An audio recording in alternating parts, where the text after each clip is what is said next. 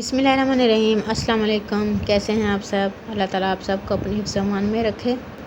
आज की हमारी रेसिपी है बहुत ही ज़बरदस्त और बहुत ही लजीज बनने वाले ज़ीरा राइस, और वो भी हम टोटा चावल जिन्हें अधवाड़ भी कहा जाता है उनसे बनाएंगे। और इंशाल्लाह इस तरीके से बनाएंगे कि आपको साबुत बासमती चावलों की ज़रूरत ही नहीं पड़ेगी। इन चावलों का टेस्ट भी बहुत ज़बरदस्त होता है, और अगर इस रेसिपी को फॉलो करते हुए बनाएंगे तो इंशाल्लाह अधवाड़ या टोटा चावल भी इतने लंबे होंगे, साबुत बासमती राइस होते हैं, पहचान भी नहीं पाएगा कि आपने साबुत चावल बनाए हैं या टोटा चावल। तो चलिए स्टार्ट करते हैं बच्चों और बड़ों सबकी मनपसंद रेसिपी। इसके लिए तकरीबन हमने 700 ग्राम टोटा चावल लिए हैं, जिन्हें हमने अच्छे से धोने के बाद भिगो दिया है तकरीबन 1 घंटे के लिए। सबसे पहले हम पैन में ऑयल ऐड करेंगे। तकरीबन 200 ग्राम हमने इसमें ऑयल ऐड किया है, और एक नॉर्मल साइज़ की प्याज को स्लाइसेस में कट करके वो ऐड कर देंगे।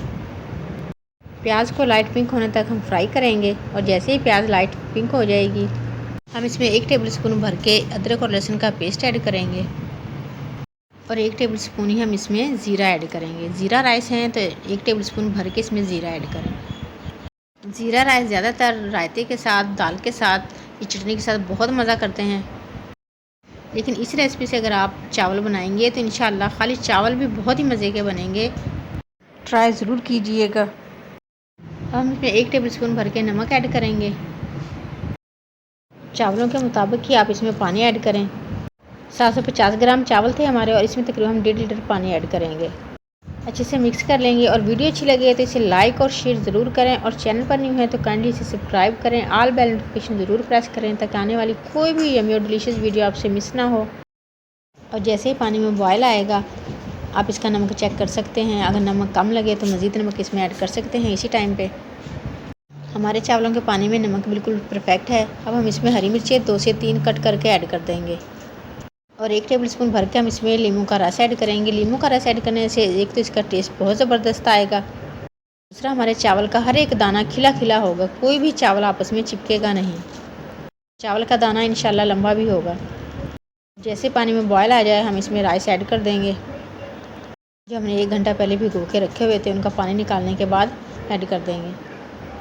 चावलों से तकरीबन 1 इंच पानी जो है ऊपर होना चाहिए। तो हम इसे नॉर्मल फ्लेम पर इतना पकाएंगे कि चावलों का पानी खुश्क हो जाए। जैसे ही चावलों का पानी खुश्क हो जाएगा और हल्का सा नमी सी इसमें पानी की रहेगी, देखें इस तरह, उस वक्त हम इसे दम पर रख देंगे। अभी इसमें थोड़ा सा पानी बाकी है, इसी टाइम पर हम इसको दम पर रख देंगे ताकि चावल भी हमारे अच्छे से गल जाएँ। और कोई भी सूती कपड़ा अच्छे से भिगो लें, और भिगोने के बाद चावलों को ऊपर इस तरीके से कवर कर दें, ऊपर से ढक्कन रख दें, और तकरीबन 20 मिनट इसे दम वाली फ्लेम पर रखें। 20 मिनट हो चुके हैं चावलों पर दम पे रखे, और देखें माशाल्लाह बहुत ही ज़बरदस्त से हमारे ज़ीरा राइस रेडी हैं।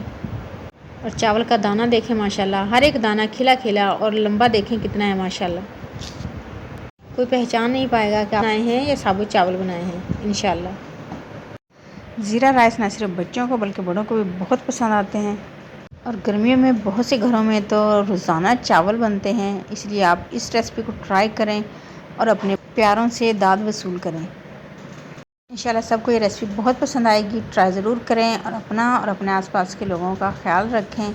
सबको दुआ में याद रखें, सबकी दुआ में शामिल रहें। अपना ढेर सारा ख्याल रखें।